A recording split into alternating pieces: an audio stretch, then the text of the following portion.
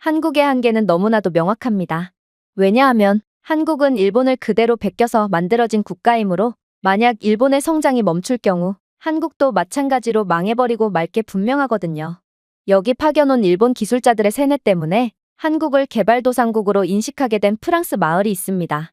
그런데 프랑스 공영방송에서 한국 관련 충격적인 영상을 공개하고 이 영상이 전 세계로 퍼져나가자 마을의 한국에 대한 여론은 완전히 뒤바뀌게 되었다고 하는데요. 그렇다면 이곳에서는 대체 어떤 일이 있었던 것일까요? 안녕하세요. 저는 프랑스 출신의 니콜이라고 합니다. 평생을 평범하게 살아온 저였지만 최근에는 정말 제 인생과 가족의 삶을 완전히 뒤바꿀 정도로 충격적인 결정을 내리게 되었는데요. 그리고 재밌게도 이 결정은 제가 평생 살면서 절대로 관계가 없을 것처럼 보였던 한국과 밀접한 관계가 있기에 저는 아직도 어안이 벙벙한 상황입니다. 발단은 바로 프랑스 최고의 철도회사에 잘 재직 중이었던 남편이 돌연 한국행을 제안하면서부터 시작되었습니다. 남편은 철도 기술자였고 어렸을 때부터 철도에 미쳐있는 기차광이었는데요. 특히나 남편이 어렸을 때만 해도 프랑스는 이 분야에서 압도적인 기술력을 갖고 있는 국가였기에 남편은 그야말로 기차 분야에서 최고의 기술력을 자랑하고 있는 프랑스에서도 가장 훌륭한 철도 회사인 떼제베에서 일하게 된 꿈을 이룬 셈이었죠. 그런데 그런 남편이 돌연 한국행을 선언하다니 이건 도대체가 남편이 뭘 잘못 먹었나 싶은 생각밖에 안 드는 황당한 상황이었습니다. 요즘 딸이 어디서 봤는지 자꾸만 한식인 떡볶이를 만들어 달라고 했기에 저는 여기저기서 주워들은 레시피로 가족들에게 떡볶이를 대접하곤 했는데 아무래도 남편이 한국 음식인 떡볶이를 잘못 먹고 한국에 대한 이상한 환상을 가지게 된 건가 싶기도 해서 저는 그저 제정신이 아닌 것처럼 보이는 남편을 아련한 눈빛으로 쳐다볼 뿐이었죠. 그러나 남편은 너무나도 진지했어요. 남편은 사실 자신은 한국의 한 철도 회사로부터 영구직 일자리 제안이 들어왔다면서 이건 인생에 2번 다시 찾아오지 않을 절호의 기회라는 말을 해오는 거 아니겠어요? 그리고 만약 저희 가족이 프랑스에 계속 남을 경우 최고의 철도 기술자가 되고 싶다는 자신의 꿈도 꿈이지만 딸 아리안의 인생도 완전히 꼬일 것이 분명하고 그러니 저희는 딸을 위해서라도 최대한 빨리 한국으로의 이민을 준비해야 한다는 도저히 알 수 없는 소리를 해올 뿐이었죠.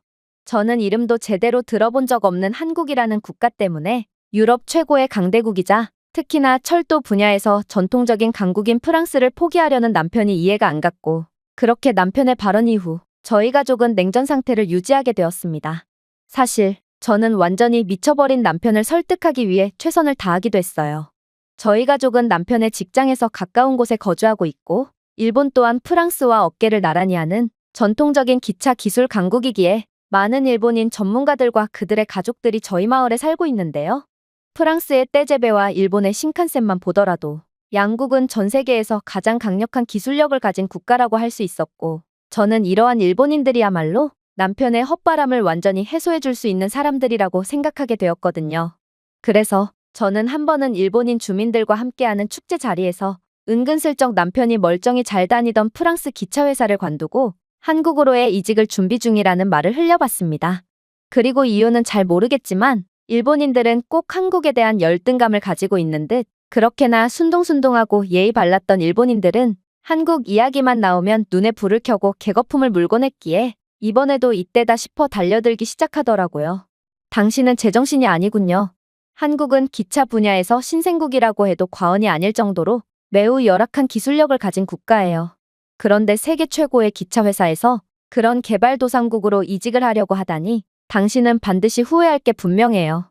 생각해보세요. 한국이라는 나라 자체가 1945년 이전에는 존재하지도 않았던 근본이라는 게 없는 신생국가고 이런 나라가 뛰어난 기술을 갖고 있다는 것은 전혀 말이 안 되는 소리예요. 애초에 한국의 산업 기반 자체가 일본에 의해 건설되었을 뿐만 아니라 일본의 지배를 받았던 한국은 기술 발전의 역사 자체가 없는 국가라고 할 수 있거든요. 당시에는 자전거조차 제대로 못 만들었던 한국은 옆 나라인 우리 일본의 신칸센을 모방해서 열악하게나마 철도 시스템을 구축했다고 하긴 하던데 그래봤자 한국은 그 한계가 너무나도 명확한 국가라고 할 수 있죠. 사실 저는 이러한 일본인들의 하나 같은 주장에 조금 놀라기도 했어요. 조금 전까지만 해도 그렇게나 예의 바른 것처럼 보였던 일본인들이었지만 이렇듯 갑자기 남의 국가에 대한 무자비한 비난을 쏟아내는 태세 전환을 할 줄이야. 저는 이러한 남 험담을 하기 좋아하는 게 바로 일본인들의 본성인가 싶어 약간의 소름마저 돋았는데요. 그런데 남편은 이러한 일본인들의 주장에 경악을 금치 못할 반응을 보이는 거 아니겠어요? 남편의 한국행에 대한 꿈은 상상 이상으로 컸는지 이내 생각지도 못한 대답을 하기 시작했거든요. 글쎄요, 한국이 1945년 이전에는 존재하지도 않았던 국가라고요? 그렇다면 일본은 세계 최초의 금속활자 개발을 포함하여 한국의 5천년 역사를 어떻게 설명할 건가요? 물론 한국이 일본의 지배를 받은 것은 사실이지만 원래 한국은 찬란한 과학과 기술을 가지고 있던 진보된 문명을 가진 국가였습니다. 만약 당신들의 주장대로 한국이 무에서 시작했다라고 한다면 한국은 어떻게 채 100년도 안 되는 시간 만에 세계에서 가장 빠른 고속 인터넷, 최고 수준의 고속철도, 그리고 가장 진보된 인공지능 기반 지하철 시스템을 개발했을까요? 한국은 원래부터 기반을 가지고 있던 강력한 국가였기에 이렇듯 일본의 지배에서 벗어난 이후 빠르게 원래의 자리를 되찾을 수 있었다는 것입니다. 그리고 한국이 일본의 신칸센의 기술력을 베꼈다는 것도 매우 우습게 들리네요. 만약 한국이 정말로 일본을 모방하고 있었다면 왜 현재는 한국의 KTX가 신칸센보다 더 빠르고 저렴하며 기술적으로 우수할까요? 현재 KTX는 일본과의 기차 기술 수주 경쟁에서 압도 우위를 차지하며 객관적으로 봤을 때도 일본의 기술력을 완전히 추월한 모습을 보여주고 있는데 다른 국가들은 바보라서 단순히 복사만을 해왔던 한국을 선택했을까요? 당신들은 마치 아무런 논리도 없이 내 숙제를 베꼈어 라고 생떼를 쓰는 것 같아요. 한국은 A+를 받고 있고 일본은 수업에서 낙제를 하고 있는데도 말이죠. 사실 남편의 논리는 너무나도 완벽해서 흠잡을 데가 전혀 없었습니다. 심지어 남편의 한국행을 결사반대하던 저조차도 남편의 편으로 돌아섰을 정도였으니 일본인들이 느낀 허망함은 이루 말할 수가 없는 수준이겠죠. 그러나 일본인들은 끈질겼어요. 이들은 누나를 잇는 힘껏 불알인 채로 쪽수를 앞세워 남편을 마치 변종 취급하기 시작했거든요. 그리고 이러한 일본인들의 반응에 남편은 도저히 안 되겠다는 듯 한숨을 푹 쉬더니 이내 경악을 금치 못할 말을 덧붙이기 시작했어요. 도대체 일본인들은 왜 과거 속에서만 사는 건가요? 당신들은 아직도 뒤처졌다는 사실을 인지하지 못한 건가요? 아니면 현실을 인지했지만 이 악물고 부정하기만 하는 건가요? 한국은 이미 지하철 기술력만 해도 일본을 완전히 뛰어넘은 지 오래라고요. 한국은 지하철에 세계 최초로 첨단 AI 기술을 도입한 국가로 한국의 AI 기반 지하철은 과밀화 방지를 통해 군중들을 효율적으로 분배할 수 있도록 자동으로 맞춤화 배차를 제공할 뿐만 아니라 한국은 스마트폰이나 스마트워치 하나만으로도 지하철을 쉽게 탑승할 수 있는 선진국이에요.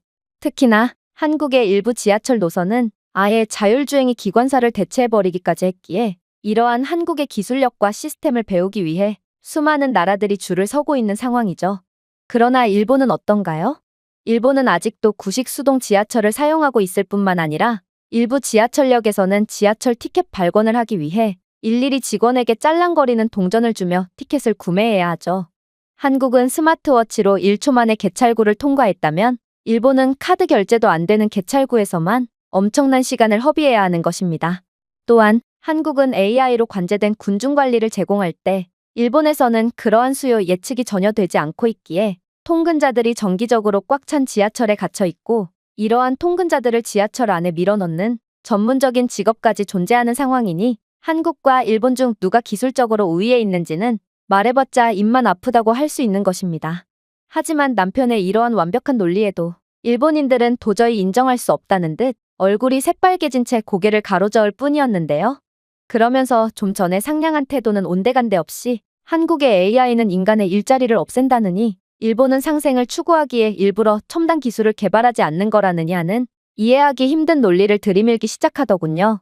동시에 일본인들은 한국의 현금 없는 사회는 한국인들이 지폐를 다룰 만큼 충분히 정교하지 않고 암산을 못하니 자동으로 계산을 해주는 디지털 결제 시스템에 의존하는 거라면서 일본인들은 똑똑해서 현금을 사용하는 거라는 도저히 말이 안 되는 논리를 갖다 붙이기 시작했죠.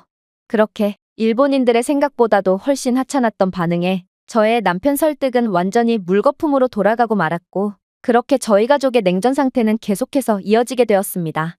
그런데 한 번은 이러한 냉전 상태가 완전히 산산조각나게 되는 상황이 벌어지게 되는데요.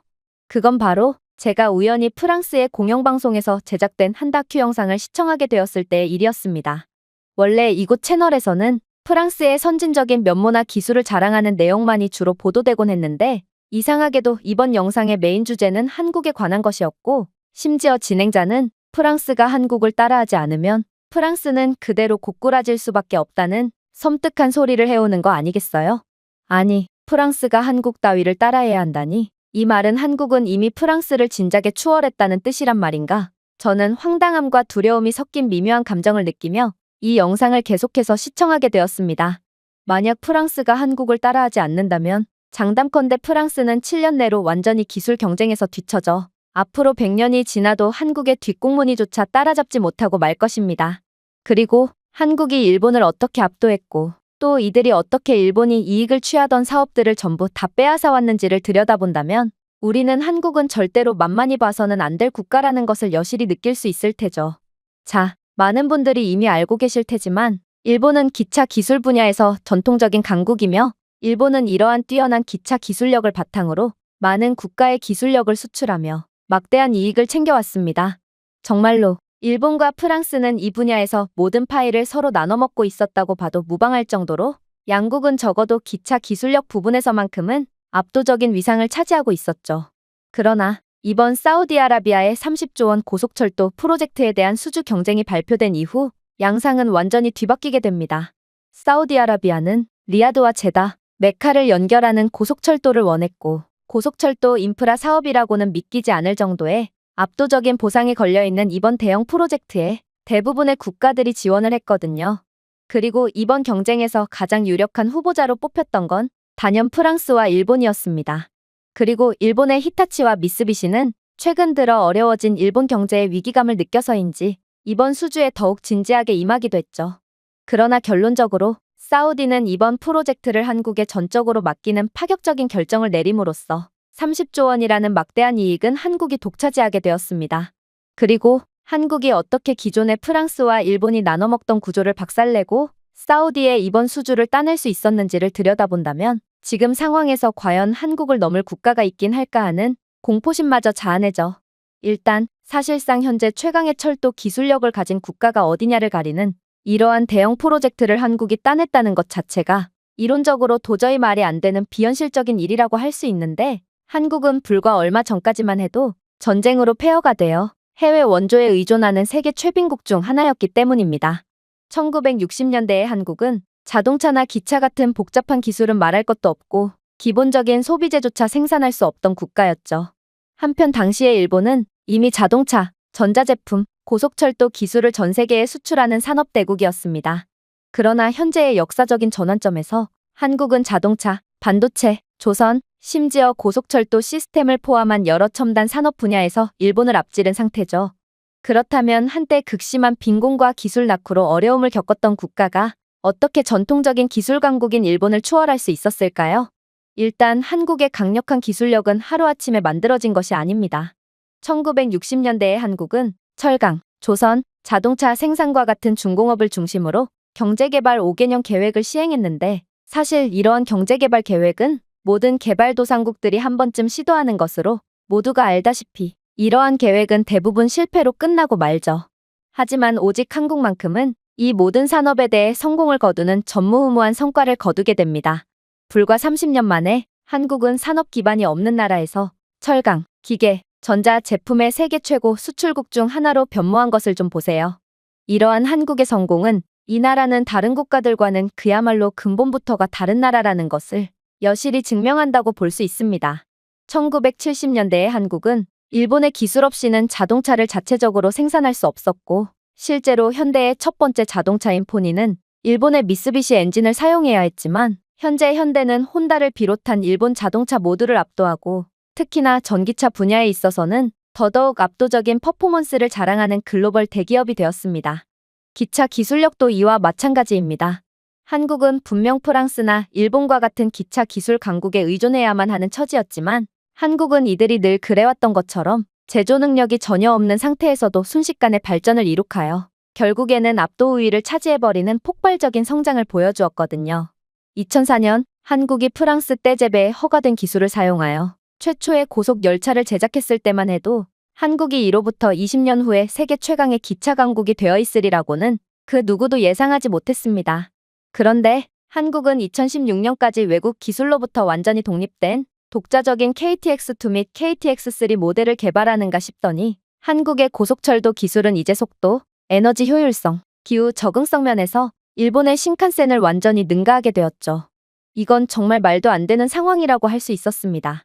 기술의 발전 속도는 시간이 갈수록 더욱 가팔라지고 이러한 기술의 발전 흐름상 후발주자가 선두주자를 따라잡을 수 있는 경우의 수는 0에 수렴한다고 할 수 있거든요.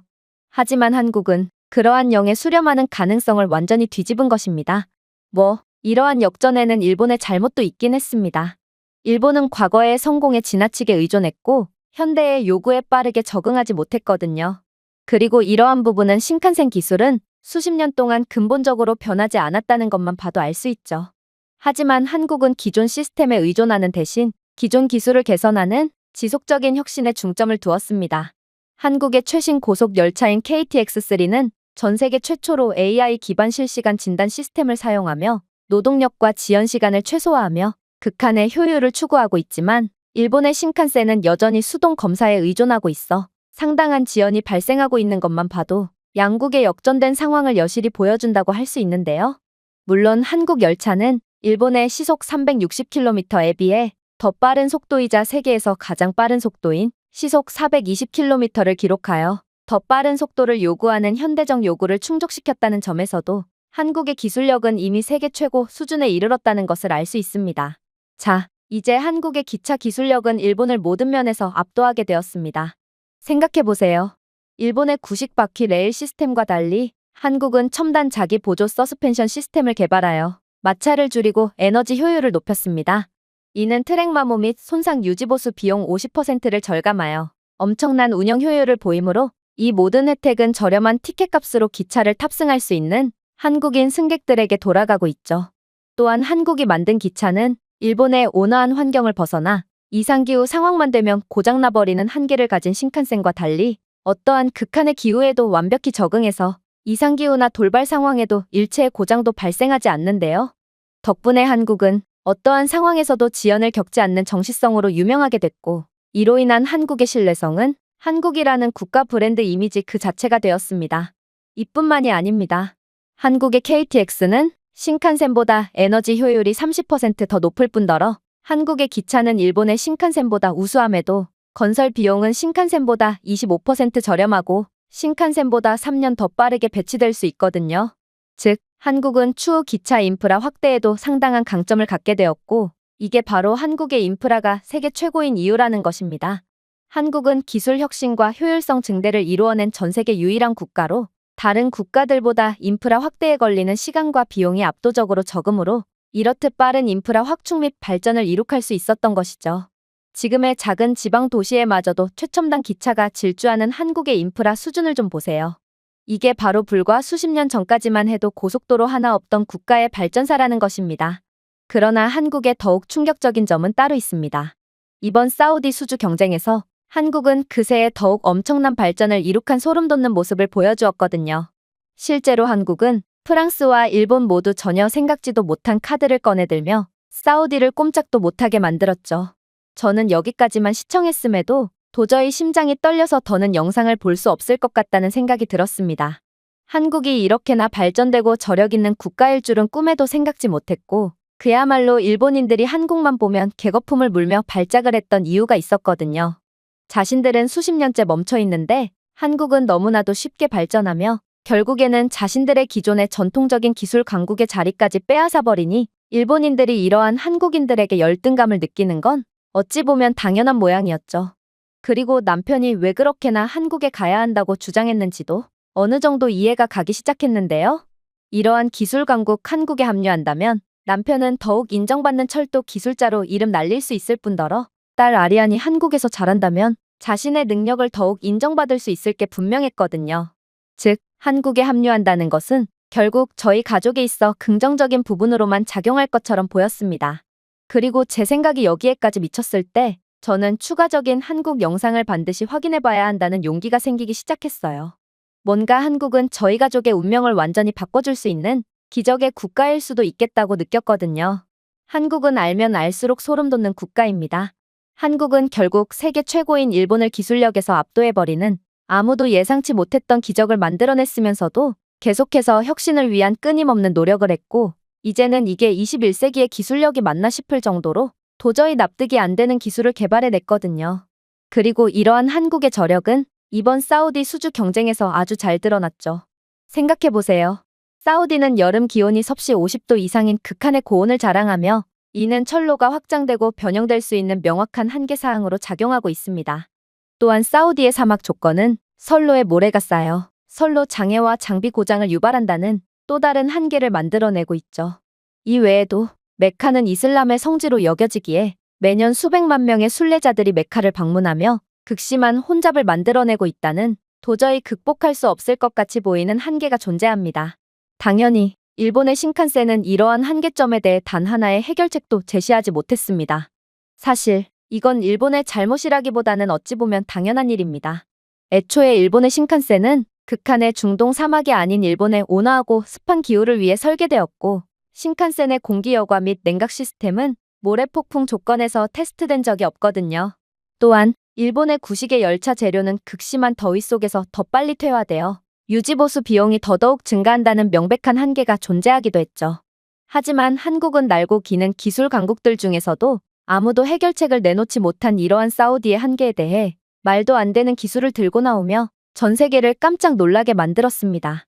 일단 한국은 사우디의 환경에 완벽히 부합하는 팽창이나 뒤틀림 없이 섭씨 55도의 온도를 견딜 수 있는 내열 합금 트랙을 개발했는데요. 이에 더해 모래가 기차 시스템을 막는 것을 방지하는 AI 기반 자가 청소 메커니즘 및 AI 기반 모래 감지 및 제거 시스템으로 끊김없는 서비스를 보장하게끔 했습니다. 한국의 소름 돋는 맞춤화 전략은 이뿐만이 아니었습니다.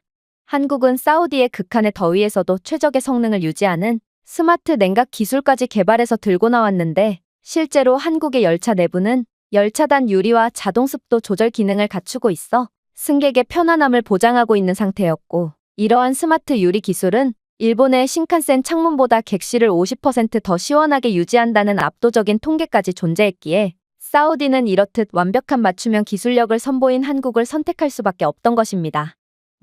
극한의 환경에서 더욱 운영 및 유지보수 비용이 증가하는 일본의 기술력과는 달리 한국 기차는 운영비용 절감을 위한 자율 AI 유지 보수 모니터링 기술까지 탑재되어 있다는 점은 사우디가 더더욱 다른 국가들은 경쟁 상대로 고려하지도 않고 곧바로 한국을 선택한 이유가 될 수 있겠죠. 그러나 이러한 한국의 무지막지한 맞춤형 기술보다도 전 세계를 그 무엇보다 놀라게 했던 부분은 따로 있었습니다. 그건 바로 메카의 수많은 유동인구를 대체 어떻게 처리할 수 있냐는 거였는데요. 이건 도저히 물리적으로 해결이 가능한 문제가 아니었기에 전 세계 전문가들은 아무리 한국이라도 이 문제를 극복하는 건 도저히 불가능할 거라고 예측했죠. 그러나 한국은 이러한 극복이 도저히 불가능할 것처럼 보이는 문제도 기술력 하나로 완전히 해결해버렸습니다. 그건 바로 일본의 신칸센이나 프랑스의 떼제베 등이 기존의 최대 속도 시속 360km의 한계에 봉착할 때 한국의 KTX3는 시속 430km라는 압도적인 속도를 보여주며 그야말로 기술력 하나로 물리적 한계를 찍어 누르는 가장 단순하면서도 가장 극복하기 어려운 방법으로 한계를 단번에 극복해버렸거든요. 또한 일본의 구식적인 시스템과는 달리 한국의 최첨단 모듈식 트랙 시스템은 향후 원활한 확장을 가능하게 하여 메카뿐만 아니라 추가 도시를 중단 없이 확장할 수 있게 했는데요. 이는 대대적인 인프라 확장 사업을 진행 중인 사우디 입장에서는 한국이 더 없는 매력적인 카드로 여겨질 수밖에 없었습니다. 그러나 가장 중요한 점이 남아 있었습니다. 그건 바로 시간 엄수였죠. 사실 한국의 기술력이 경쟁 국가들 중 가장 뛰어나다는 것은 입증되었지만 아무리 뛰어난 기술력이라도 시간이 많이 걸리거나 정시성이 확보되지 않는다면 채택하기가 어려운 것이 사실인데요. 특히나 올림픽 등의 대대적인 대형 사업을 진행하며 국가 브랜드 이미지를 끌어올리려는 사우디 입장에서 이러한 정시성과 속도는 더더욱 중요하게 여겨질 수밖에 없었습니다. 하지만 한국은 이 부분에서도 압도적인 모습을 보여주며 전 세계를 경악의 도가니에 빠뜨리고 말죠. 일본은 9년이라는 완공 시간을 내밀었지만 과거 인도와 대만 철도 프로젝트에서 대규모 지연과 비용 초과로 문제를 일으켰던 전적이 있기에 사실상 인프라 완성까지 10년 이상을 기다려야 하는 상황이었는데요. 그런데 한국은 사우디 고속철도를 일본의 제안보다 3년 빠른 6년 안에 완공하겠다고 약속했거든요. 물론 한국의 정시성에 대한 신뢰성도 확실했죠. 삼성물산은 세계에서 가장 높은 건물인 UAE의 부르즈 칼리파를 예정보다 빠른 기록적인 시간에 구축했을 뿐더러 한국의 현대건설 또한 카타르의 도하 메트로를 예정보다 일찍 완공하면서 가장 빠르게 건설된 지하철 시스템이라는 타이틀까지 제공했거든요. 또한 한국은 아랍 최초의 원자력 발전소인 바라카 원자력 발전소마저 예정 시간보다 빠르게 인도를 완료했고, 최근에 건설했던 카타르 월드컵 인프라에 대해서도 예정보다 일찍 건설을 하는 저력을 보여줬습니다. 즉, 한국은 경쟁 국가들 중 유일하게 정시성에 대한 신뢰도가 있는 국가였다는 말입니다. 따라서 사우디아라비아는 유일한 논리적 선택을 했을 뿐이었고, 결국 한국이 사우디의 파트너로 선택되며 막대한 이익을 가로채간 것은 너무나도 당연한 상황인 거였죠. 저는 이러한 프랑스 진행자의 주장에 완전히 경악을 하고 말았습니다.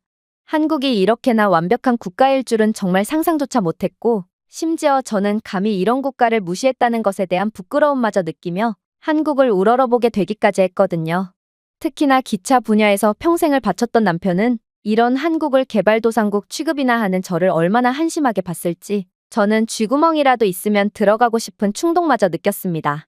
그러나 이러한 제 감탄도 잠시 프랑스 진행자는 이내 소름 돋는 말을 이어나가기 시작했고, 저는 결국 완전히 벙찐 채 머리를 감싸줄 수밖에 없었습니다. 그러나 가장 중요한 점은 지금 프랑스는 일본의 한계를 보며 안도를 하고 있을 때가 아니라는 것입니다. 왜냐하면 우리는 이번 사우디 경쟁에서 한국은 일본뿐만 아니라 프랑스라는 거인마저 제압했다는 사실을 잊어선 안 되거든요.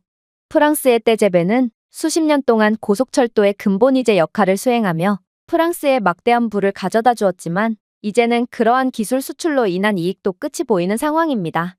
확실히 한국은 프랑스의 기술력을 추월한 상태고, 프랑스의 주요 동맹국인 사우디아라비아가 30조 원 규모의 대형 철도 프로젝트를 위해 우리가 사랑하는 떼제베 대신 한국의 KTX3를 선택한 것만 봐도 이제 일본과 프랑스는 끝이라는 사실을 여실히 보여주는 꼴이거든요. 즉, 이번 사우디 프로젝트는 그저 시작일 뿐이고, 프랑스는 이제 중동, 아프리카, 심지어 유럽의 미래 계약마저도 한국의 저렴하고 빠르며 발전된 철도 기술에 의해 계속해서 고객을 잃게 될 거라는 것입니다. 그러나 프랑스 국민들뿐만 아니라 대다수의 관계자들마저 이러한 심각성을 전혀 느끼지 못하고 있습니다. 이들은 불과 십수년 전만 해도 한국은 여전히 KTX 열차에 관해서는 프랑스 기술에 의존하고 있었는데 어떻게 이러한 짧은 기간 만에 프랑스를 추월할 수가 있겠냐며 냉소적인 웃음만을 보이고 있을 뿐이죠. 현재 엘리트 프랑스 엔지니어들은 이제 한국의 고속 열차가 떼제베보다 더 빠르고 저렴하며 에너지 효율이 높다고 인정했을 뿐만 아니라 향후 20년간은 AI 기술을 기차와 결합한 한국을 이길 수 있는 국가는 절대로 없을 거라고 호언장담하고 있는 상황이지만, 대다수의 프랑스인들은 그저 과거 속에 갇혀 살며 아직도 자신들이 최고의 기차 기술력을 가졌다고 생각하고 있죠. 그러나 프랑스인들은 이제 현실을 직시해야 합니다. 사우디의 한국 선택은 프랑스 철도 산업에 있어서 심판의 날이라고 할 수 있고, 한때 고속철도 견습생이었던 한국이 이제는 그 주인공이 되었고, 과거의 성공의 안일에 있던 프랑스는 그 대가를 치르게 되었다는 것입니다. AI 기반의 고속 에너지 효율 열차를 개발해낸 한국의 철도 기술은 부인할 수 없는 미래이고, 만약 프랑스는 더 늦기 전에 깨어나지 않는다면 프랑스는 기차를 시작으로 다른 모든 기술 분야에서 마저 한국에 압도당하고 모든 고객들을 한국에 빼앗기며 그야말로 망국의 길을 걷게 될 것입니다. 저는 세계 최고의 선진국이라고 생각했던 조국 프랑스가 망국으로 전락할 거라는 진행자의 말에 그대로 굳어버리고 말았습니다. 그리고 이렇듯 판도가 완전히 한국으로 넘어간 상황에 딸 아리안을 계속해서 프랑스에서 키운다면 딸의 한계는 너무나도 명확할 거라는 생각에 소름마저 돋았죠. 결국 저는 남편의 말에 완전히 동의하며 남편의 한국으로의 이직에 찬성하게 되었는데요. 그리고 남편은 제가 이제야 말이 통하게 되었다고 생각했는지 한국은 기차 분야뿐만 아니라 반도체나 전기차 등 대부분의 기술 분야에서 압도적인 성과를 보인 지 오래라며 자신뿐만 아니라 다른 연구원 및 엔지니어들 모두 한국을 10년 내로 전 세계를 지배할 최고의 선진국으로 인정하고 있다는 두려운 말까지 건네더라고요. 결국 현재 저희 가족은 더 나은 미래를 위해 한국행을 앞두고 있고, 저는 이런 최강의 나라에 합류할 수 있다는 것에 안도감마저 느끼고 있는데요. 제 한국에 대한 불신이 안도감과 기대로 바뀐 이러한 상황만 보더라도 한국은 자신들에 대해 부정적이고 회의적인 생각을 가지고 있던 사람들마저 완전히 자신들의 편으로 돌려버리는, 정말 알면 알수록 대단한 나라가 분명해 보였습니다. 제가 준비해온 내용은 여기까지입니다. 끝까지 시청해주셔서 진심으로 감사드리며 여러분들의 구독과 좋아요, 알림 설정은 영상 제작에 큰 힘이 됩니다. 이상 세모튜브였습니다.